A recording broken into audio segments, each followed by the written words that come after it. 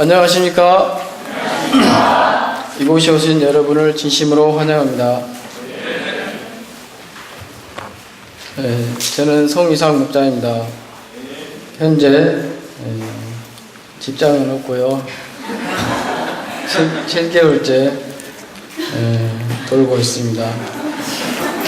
하나님께서 돈을 너무 많이 주셔서 놀고 먹어도 끄떡이 없습니다.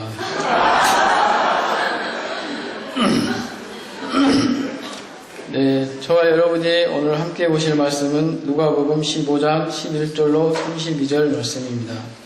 말씀 제목은 나를 회복시키시는 아버지입니다. 요절로 누가복음 15장 20절 같이 읽고 시작하겠습니다. 시작. 이에 일어나서 아버지께로 돌아가니라. 아직도 거리가 먼데 아버지가 그를 보고 측은히 여겨 달려가 목을 안고 입을 맞춥니다. 여기 나무를 한번 표지 없나요? 나무? 예, 거기 표지 보시면 되겠습니다. 예, 쉘 실버스타인 작가의 아낌없이 주는 나무라는 책을 아십니까? 이 책에는 서로에게 가장 좋은 친구였던 나무와 소년이 나옵니다. 나무는 소년을 무척 사랑했고 소년도 행복해했습니다. 하지만 소년이 나이가 들어가면서 나무에게서 자신이 필요한 것들을 가져가기 시작합니다. 과일을 따고 나무에 가지를 베고 나중에는 줄기도 베어갑니다.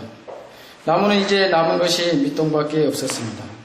소년은 나무에게서 모든 것을 가져가고 제 길로 가버렸습니다. 그래도 나무는 소년을 기다렸습니다. 어느 날 할아버지가 된 소년이 나무를 찾아왔습니다.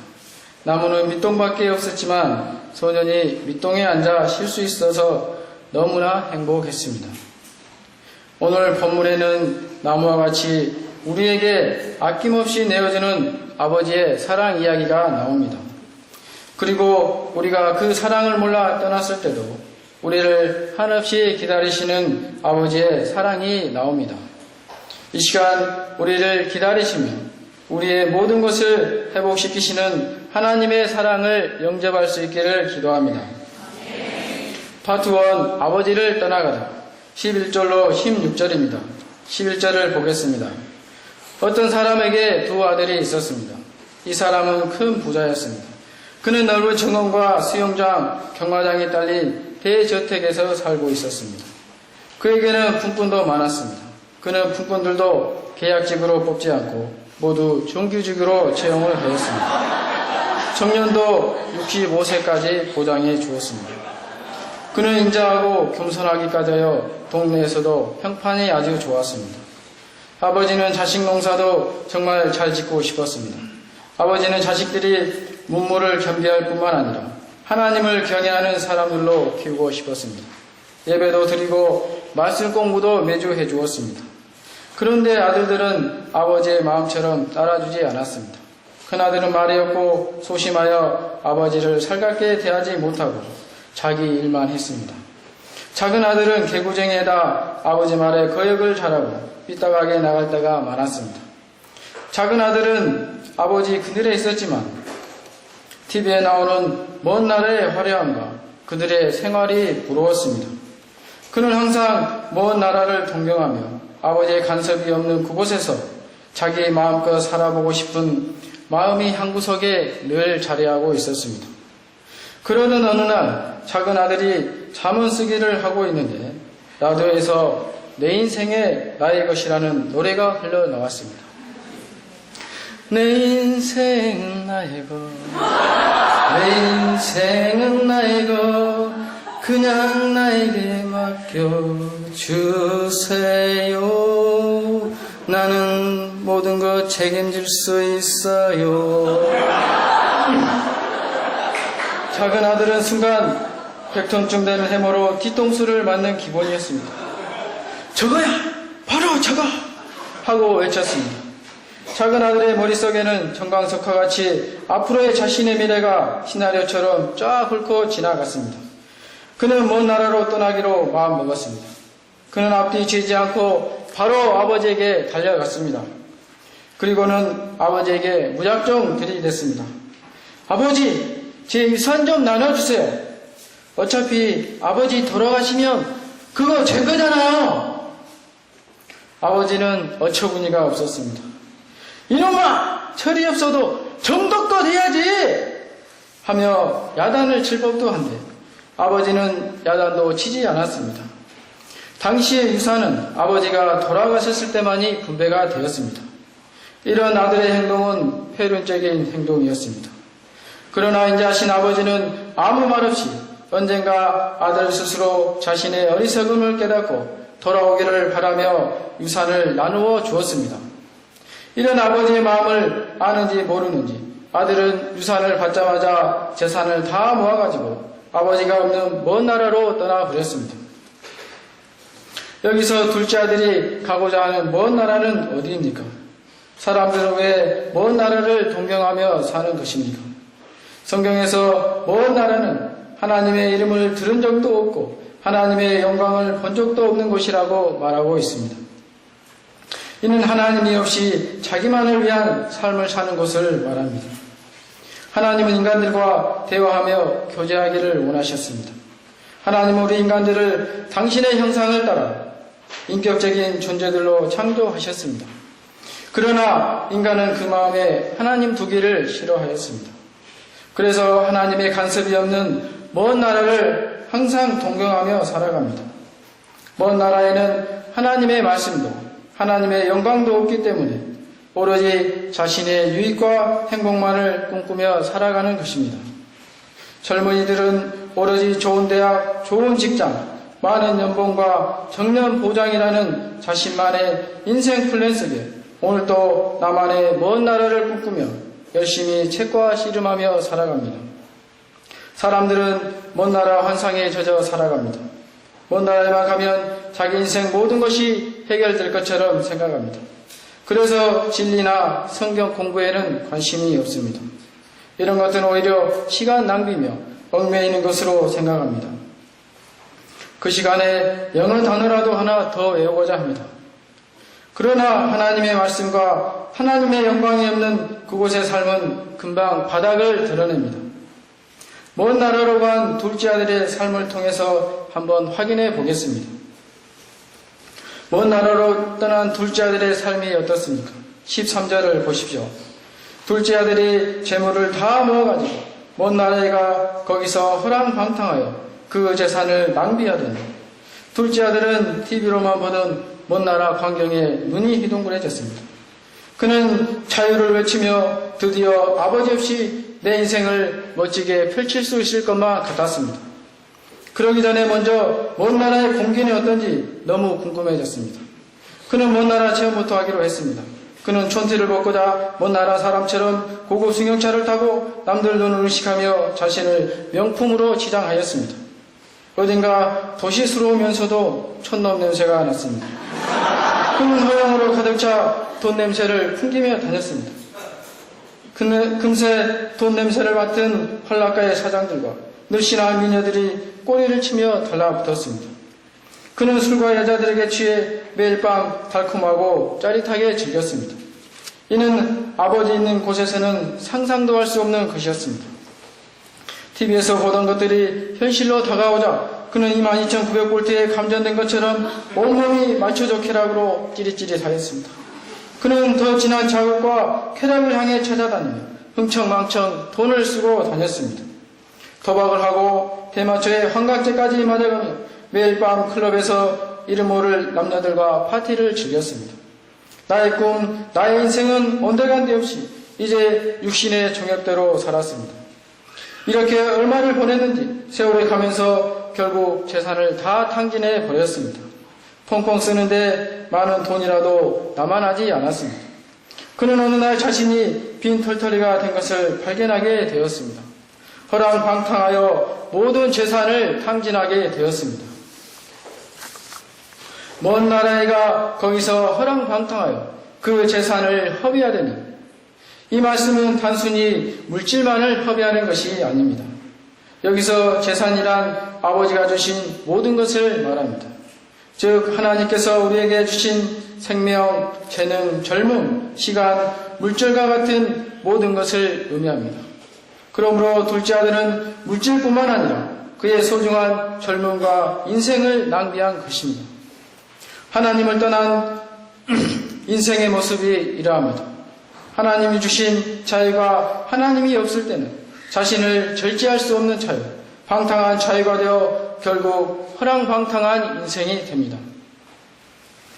재산을 다 탕진한 둘째 아들의 인생이 어떻게 되어갑니까?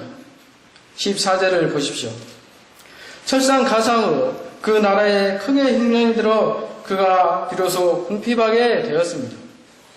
이는 하나님을 떠난 인생들의 자연스러운 현상입니다.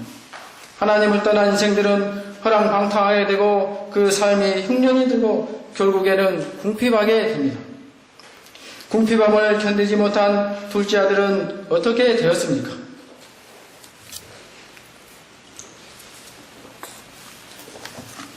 15, 16절을 보십시오. 함께 읽어보겠습니다. 시작. 가서 그 나라 백성 중 한 사람에게 쫓아니 그가 그를 둘러보려 돼지를 치게 하였니 그가 돼지 먹는 지옥 열매로 배를 채우고자 하되 주는 자가 없느니라.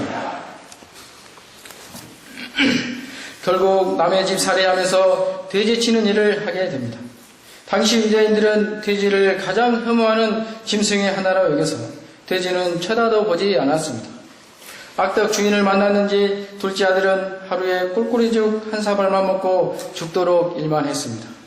둘째 아들은 너무나 배가 고파 제대로 일을 할 수가 없었습니다. 그러던 어느 날 돼지들이 꿀꿀거리며 쥐엄 열매를 아주 맛있게 먹고 있는 것을 보았습니다. 그 모습을 보던 둘째 아들은 침이 꼴깍 넘어갔습니다.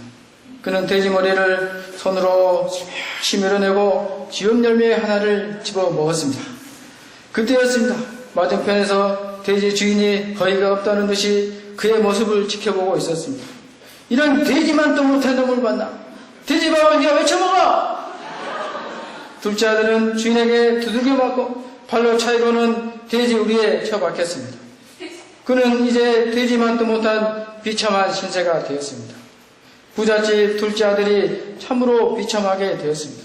그는 왜 이 지경에까지 이르게 되었습니까? 그는 내 인생은 나의 것을 외치며 떠났지만 결국 그의 인생은 그의 것이 아닌 남의 집 종살이하는 노예 신세가 되고 말았습니다. 이처럼 하나님을 떠난 우리 인간의 허랑방탕한 삶의 결국은 궁핍과 비참한 노예 생활입니다. 이 궁핍은 물질과 건강의 궁핍이지만 더 나아가 우리 내면의 궁핍입니다. 인류는 하나님이 주신 창조적 능력으로 놀라운 과학 발전과 부를 이루어내었습니다. 인간의 이성의 힘으로 이 땅에 유토피아를 건설하고자 오늘도 열심히 경제개발과 생명공학과 우주개발에 힘을 씁니다. 하지만 외적인 모습의 풍요 속에 인간 내면의 궁핍은 점점 더 심각해지고 있습니다. 사랑의 궁핍으로 미움, 시기심, 집단 이기주의는 점점 더 심해지고 있습니다. 세계 곳곳에서 전쟁과 내전이 끊이지 않습니다. 인간이 하나님의 형상대로 창조되었다는 진리를 잃어버렸을 때 인간은 존엄성의 궁핍으로 날마다 뉴스나 신문에는 짐승보다 못한 끔찍한 범죄들로 가득하게 되었습니다. 영혼의 궁핍은 삶의 허무와 무의미를 이기지 못해 자살에 이르게 합니다. 우리나라의 자살률은 요 몇 년 사이 세계 2, 3위를 다투다 이제는 세계 1위의 불명예를 안았습니다. 하나님을 떠난 사람들은 채워지지 않는 내면의 궁핍함을 다른 것으로 채우고자 합니다. 그러다 보니 술과 종욕의 노예가 되고 돈의 노예가 되고 사람들의 칭찬과 인정의 노예가 됩니다. 더 큰 문제는 죄가 죄인들도 모르는 무지 가운데 살아간다는 것입니다. 이제는 삶이 원래 그런 거라며 스스로 합리화하고 죄를 즐기며 살아갑니다. 이것이 바로 무지와 죄 가운데 죽어가는 하나님 없는 인생의 실존입니다. 이렇게 무지하고 죄로 고통하는 인간들이 어떻게 하면 온전한 삶을 살 수 있습니까? 우리는 아버지께로 돌아가야 합니다. 파트 2, 나를 회복시키시는 아버지. 17절로 32절입니다. 17절을 보십시오. 17절을 함께 읽어보겠습니다. 시작. 이에 스스로 돌이켜 이르되 내 아버지에게는 양식이 풍족한 폭군이 얼마나 많으나 나는 여기서 주려 죽는구나. 고픈 배를 움켜잡고 돼지 우리에 누워있던 아들은 자신의 지난 날이 떠올랐습니다. 모든 것이 넉넉했던 아버지의 집이 눈앞에 아른거렸습니다. 정원의 갖가지 탐스러운 과일, 자기를 꼭 닮은 개구쟁이 에마인 탕장, 주일이면 예배 후에 서아브라 목자님과 조대에서 함께했던 아이스크림 내기 족구도 생각이 났습니다. 그때는 몰랐지만 잠언 말씀도 한 구절 한 구절이 가슴에 팍팍 와 닿았습니다. 잠언 4장 4절. 아버지가 내게 가르쳐 이르기를 내 말을 내 마음에 두라. 내 명령을 지키라. 그리하면 살리라. 그리고 못난 아들이 유산을 요구해도 아무 말 없이 내어주시던 인자하신 아버지. 아버지 집에는 섬기는 품꾼들도 넉넉하게 살았습니다. 그러나 자신은 지금 돼지 우리에서 굶어 죽을 지경에 이르렀습니다. 탄식이 절로 나왔습니다.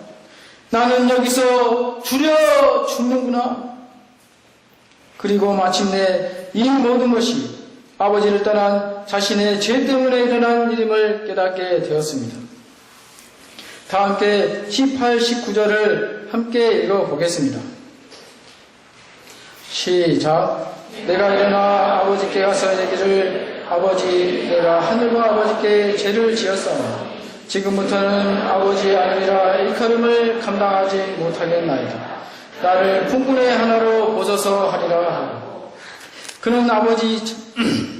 그는 자신이 아버지에게만이 아니라 하나님께도 죄를 지었다고 고백합니다. 그는 죄인으로서의 자기를 발견하게 되었습니다. 그리고 이렇게 타락한 자신은 더 이상 아들이라 불릴 자격도 없다고 생각했습니다. 하지만 품꾼 취급 받아도 좋으니 어찌하든 아버지의 집으로 돌아가겠다고 결심합니다. 왜냐하면 돌아가는 것만이 자신이 살아날 수 있는 유일한 방법이기 때문입니다. 그는 아버지의 긍휼만을 의지합니다. 우리는 인생의 시련을 만나고 아픔을 겪으면서 우리 자신이 하나님과 사람 앞에서 죄인이라는 사실을 발견하게 됩니다. 그런데 죄를 발견하고 깨닫는 것에서 그칠 때가 많습니다. 그러나 깨닫는 것에서 그친다면 인생에 아무런 변화가 없습니다. 회개는 하나님 앞으로 분명하게 방향 전환을 하는 것입니다. 죄의 자리에서 일어나 우리의 모든 죄를 용서하시는 하나님께 나아가는 것입니다. 사람들은 자신의 모습이 추하면 추할수록 아버지 집으로 돌아가기를 부담스러워하고 주저합니다. 이번 여름상에 참석하여 자신의 죄를 깨닫고 아버지 집으로 돌아가고자 마음먹은 분들도 있습니다. 그런데 더러운 자신의 모습을 보며 주저합니다. 우리가 떠날 때는 나를 보고 떠났지만 돌아갈 때는 하나님만을 바라봐야 합니다. 나를 바라볼 때 결코 돌아갈 수 없습니다. 지은 죄가 아무리 부끄럽고 죄악된 자신이 한없이 초라해 보일지라도 있는 모습 그대로 하나님만을 바라보며 돌아갈 수 있기를 기도합니다. 하나님께서는 회개하고 돌아오는 우리를 어떻게 영접해 주십니까? 다 함께 20절을 읽어보겠습니다. 시작. 이에 일어나서 아버지께로 돌아가니 아직도 거리가 먼데 아버지가 그를 보고 측은히 여겨 달려가 목을 안고 입을 맞추니 둘째 아들은 돼지 위에서 일어나 아버지 집으로 터벅터벅 걷기 시작했습니다. 몇 날 며칠 동안을 걸어갔습니다. 아버지 집이 점점 가까워지는 것이 느껴졌습니다. 눈에 익은 길과 풍경들이 나타났습니다. 그리고 꿈에 그리던 아버지 집이 저 멀리 한 점으로 보였습니다. 그런데 마을로 들어가는 입구에서 한 노인이 지팡이를 손에 잡고 앉아있는 것이 보였습니다. 그 노인은 희미해진 눈으로 자기 쪽을 바라보고 있었습니다.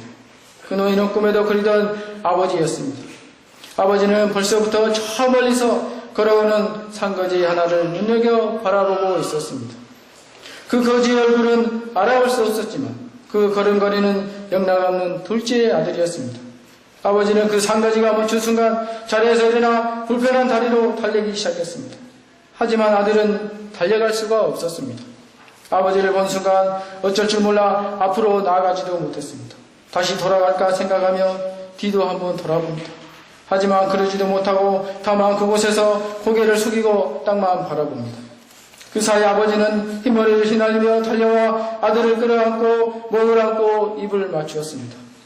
둘째야, 내 아들아, 내 아들아. 아버지의 눈물이 아들의 뺨을 타고 흘러내렸습니다. 아들은 마침내 아버지 앞에 무릎을 꿇고 아버지를 끌어안고 엉엉 울었습니다. 아버지! 아들이 집을 나간 이후로 아버지의 가슴은 새까맣게 탔습니다. TV나 신문지상에 먼 나라의 안 좋은 소식이 들려오면 행여 둘째 아들이 관계되었나 싶어 유심히 보았습니다.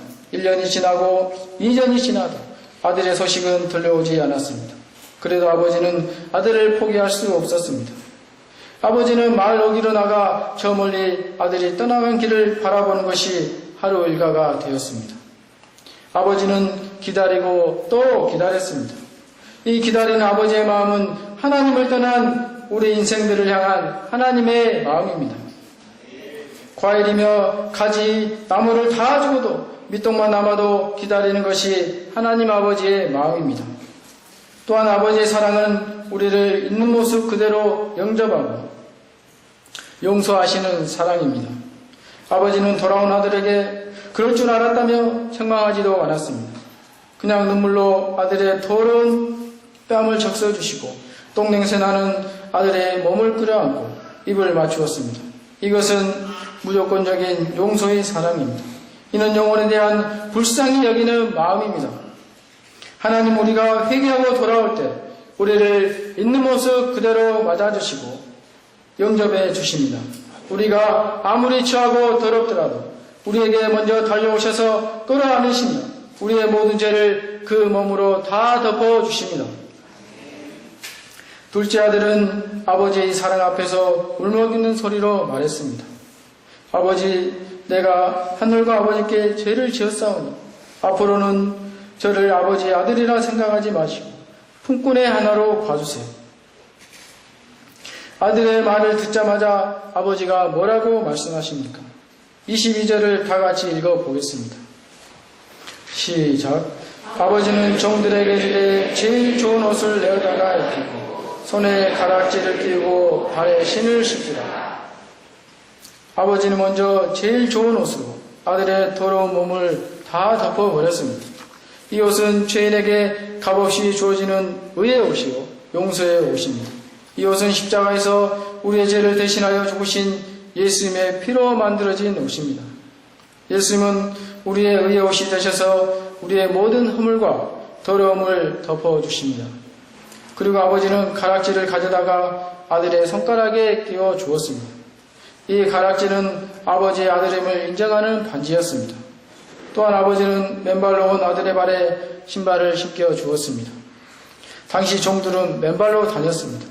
아버지는 갈라터지고 냄새나는 둘째 아들의 발에 신발을 신겨주심으로 아들의 주의를 회복시켜 주셨습니다. 그리고 살찐 송아지를 끌어다가 잡도록 하였습니다. 이 아버지의 사랑은 우리를 회복시키는 사랑입니다.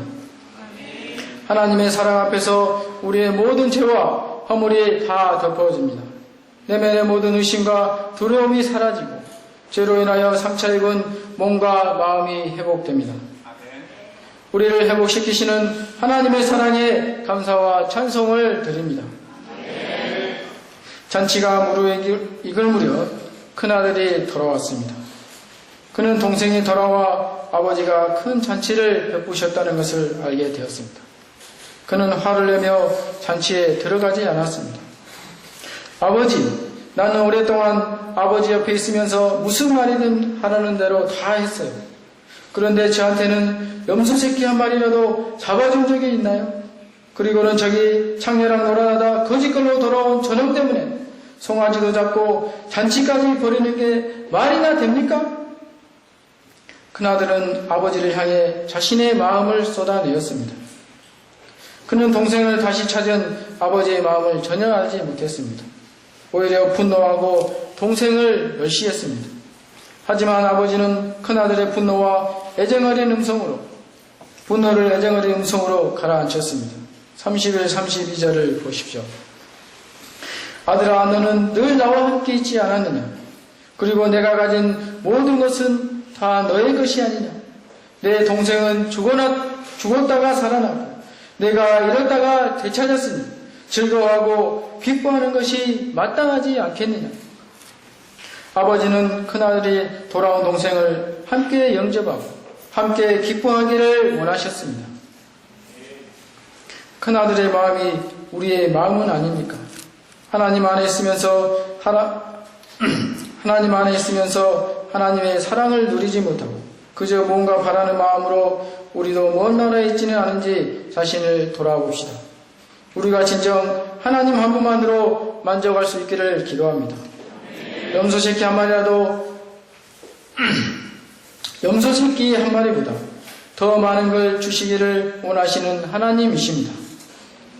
우리가 하나님의 마음을 알고 진정 우리의 인생의 회복을 원하시는 하나님께 우리의 회복뿐만 아니라 죄로 죽어가는 캔포스 영혼들에게 이 회복의 하나님을 전하고 같이 기뻐할 수 있기를 기도합니다. 이 시간 죄인의 인생에 찾아오셔서 진정한 회복을 주시는 하나님께 감사를 드립니다. 저는 1975년 전남 공에서 이남 3여종 막내로 태어났습니다. 저는 개구쟁이의 모험심도 무척 강했습니다. 바닷가 집 앞에 똥섬이 있는데 500m쯤 되는 거리를 단신으로 그것도 초등학교 1학년 때 왕복을 할 정도로 당찬 아이였습니다. 동네 고모는 이런 저를 나문돌이라고 불렀습니다. 활달한 성격에 중학교 때는 여자친구가 웃음의 비결을 물어올 정도로 해맑은 웃음을 가지고 있었습니다. 하지만 밤이면 일찍부터 친구로부터 배운 자의와 동성애로 정욕의 노예가 되어 살았습니다. 동네 여자애들을 어떻게 한번 해볼까 하는 생각으로 음욕을 품었습니다. 어머니가 중3 때 뇌출혈로 쓰러진 사건은 나에게 큰 충격이었습니다. 처음으로 죽음이라는 것에 직면하게 되자 인생의 허무함이 밀려왔습니다. 고등학교에 왔지만 자라다 많기로 주눅이 들고 열등감에 몸소리치며 살았습니다. 자취방에서 옆집에 목욕하는 것을 훔쳐보고 간헐증으로 밤마다 또다시 자위를 하며 정욕의 노예가 되었습니다. 94년 조선대학교 기계공학과에 입학했지만 점수에 맞춰서 들어온 학과 인생에 실패한 것만 같고 아무런 소망이 없었습니다. 심생때 하나님은 저에게 찾아오셨습니다. 아리따운 목자님의 초청으로 멋모르고 햄띠 수양이를 따라갔다가 목자님들의 인생 소감을 듣게 되었는데 마음을 들킨 것 같아 앉아있을 수가 없었습니다. 여기는 내가 있을 곳이 아니라며 친구를 꼬셔서 그 길로 도망을 갔습니다. 그렇게 여름 수양에도 초청을 받았지만 새벽에 또 도망을 갔습니다. 내 안에 제 문제가 해결되지 않고서는 도저히 하나님과 사람 앞에 수치심으로 나갈 수가 없었습니다. 군대를 갔다 왔지만 여전히 열등감과 혐오와 인생의 소망이 없이 육신이 원하는 대로 정욕을 쫓아 살았습니다. 하나님이 이런 자도 오래 참으시고 돌아오기만을 애타게 기다리고 계셨습니다. 죄의 자리에서 일어나 용기를 냈습니다. 98년 MT 수양에 제 발로 찾아가서 도망가지 않고 끝까지 믿음으로 참석하기로 마음먹었습니다. 하나님은 죄인의 마음을 말씀으로 터치하셨습니다. 그리고 죄를 깨닫게 하셨습니다. 예수님의 십자가 앞에 눈물로 나의 모든 죄들을 고백하고 회개하셨습니다. 주님의 있는 모습 그대로 나아갈 때 제3의 은혜와 자유함을 덧입게 하셨습니다. 이제는 하나님의 자녀로 죄와 싸우며 변화된 삶을 살고자 믿음의 동기들과 공동생활을 결단하고 캠퍼스 목자로 살고자 했습니다. 너는 청년의 정욕을 피하고 주를 깨끗한 마음으로 부르는 자들과 함께 우와 믿음과 사랑과 화평을 따르라. 말씀을 붙들고 청년의 때를 정욕의 노예가 아닌 하나님의 자녀로 믿음으로 살고자 힘썼습니다. 새벽에 일어나 새벽 기도하고 학교 가서 공부하고 당구장이나 게임방에 가지 않고 세상의 술친구도 끊었습니다. 친구들과 후배들에게 전도하며 선교 비전 가운데 살았습니다. 정말 학생 때는 하나님이 가라시면 어디나 갈 수 있을 것만 같고 나그네 인생이 소망이 되고 믿음도 있었습니다. 그러나 졸업할 무렵 저는 하나님 앞에 이리저리 방황하였습니다.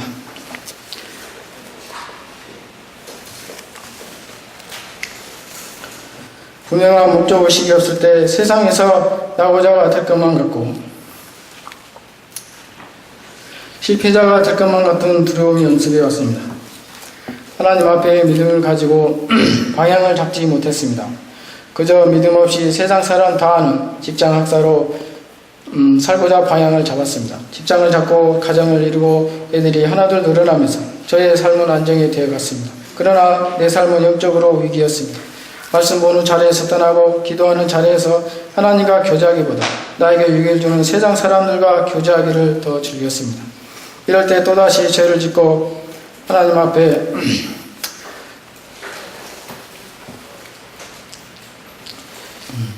회개하기를 더디하고 죄를 숨겼습니다. 첫째 아이를 낳고 단란 주점에서 정욕자 앞에 무너지고 하나님과 사람 앞에 나아갈 용기가 나지 않았습니다.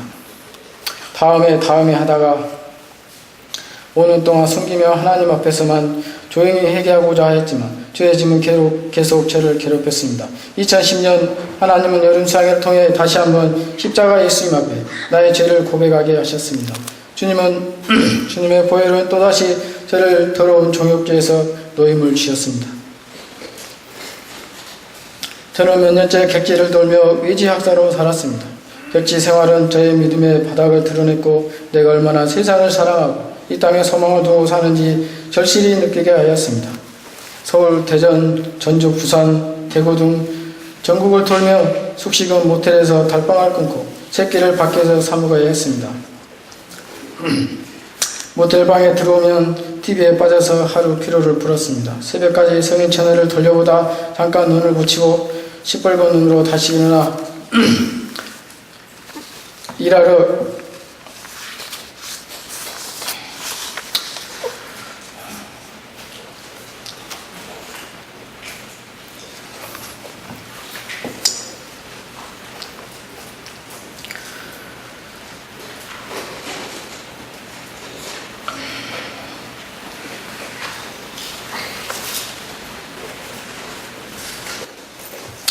가기를 반복하는 일상 속에 살았습니다. 제 환경에서 벗어나고자 모텔방보다는 찜질방에서 주로 잠을 청해보지만 밤새 떠드는 사람통에 잠을 설칠 때가 많았습니다. 그래서 아예 차에서 잠을 자기도 하였습니다. 양식책은 챙겨가지만 차 안구석에 처박아두고 말씀 한 구절 없이 살 때가 많았습니다. 돈을 많이 벌어 행복할 것 같았지만 가족들과 떨어져서 객지에서 찜질방과 모텔을 전전하며 끼니도 제대로 챙겨 먹지 못하고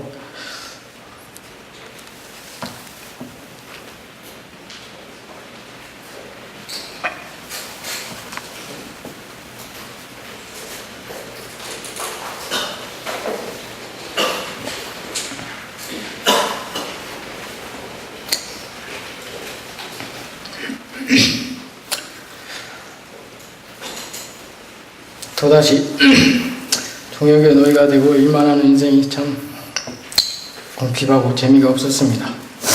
집에 오며 아내에게 사는 것이 재미없다는 말을 자주 하였습니다.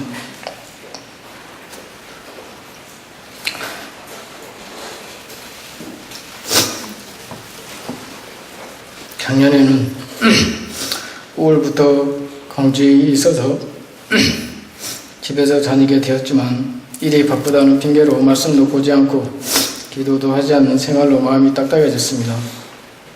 그래서 결국 사명이 부담이 되고 모임에 대한 불만으로 교회에 가서 조용히 신앙생활하고 싶었습니다. 어두운 얼굴을 하고 말 한마디 없이 동역자들에게 부담을 주었습니다. 이런 적에 하나님 올해를 시작하면서 일에 가뭄을 주셨습니다. 현재 7개월째 일이 없어 놀고 있습니다.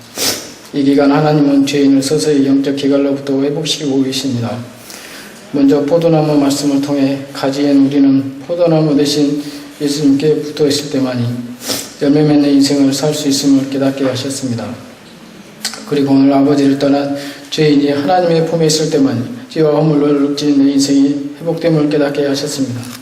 언젠가 실직하고 아내에게 당신 남편 능력 있는 남자라고 걱정하지 말라고 했던 기억이 납니다. 돌아보면 죄인이 여태껏 살아온 것은 결코 내가 능력이 있어서가 아니라 정말 하나님이 하신 일이었습니다. 졸업할 때 아무 스펙도 없었고 교통사고로 다리를 다쳐서 1년을 직업학교에서 밑바닥부터 다시 시작했지만 하나님은 죄인을 잊지 않으셨습니다. 가정을 이루고 자녀도 4명이나 주셨습니다. 3부에서 제일 많습니다. 불경기 때 오히려 넘치게 채워주셨습니다. 죄와 허물밖에 드린 것이 없지만 하나님은 죄인을 온갖 위험으로부터 목숨을 지켜주셨습니다.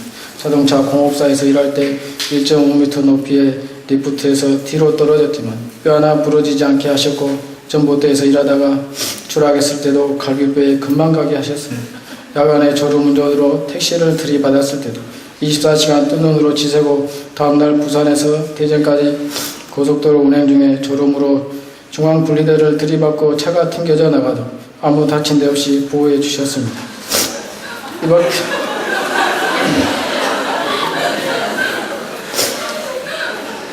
이 밖에도 셀 수 없이 많은 사건 사고 가운데 하나님은 기적처럼 눈동자와 같이 지켜주셨습니다. 이런 말할 수 없는 축복을 받고도 하나님을 떠나고자 했던 죄인은 정말 배은망덕한 놈입니다. 이 시간 죄인이 다시 하나님의 사랑으로 온전히 회복되기를 기도합니다. 제가 저와 제 가정 가운데 주신 하나님의 비전을 새롭게 붙잡고 이 땅에 소망을 두며 편한 삶을 추구하기보다 나그네의 삶을 다시 소망합니다. 죄인이 끝까지 캠퍼스 목자의 길을 가기를 간절히 기도합니다.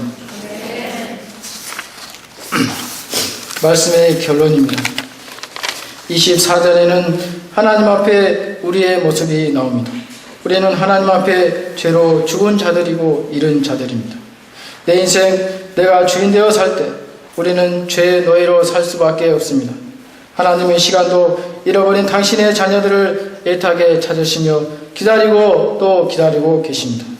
우리가 돌아오기만 하면 예수 그리스도의 피값으로 우리를 죄에서 건지실 뿐만 아니라 우리를 당신의 자녀로 다시 회복시키시며 아낌없이 사랑해 주십니다. 이번 여름 수양회를 통해 내 인생의 주인 되신 하나님, 나를 끝까지 기다리시는 하나님께 돌아가며 나의 인생이 진정 하나님 안에서 회복될 수 있기를 기도합니다. 20절 읽고 제가 기도하고 마치겠습니다. 시작.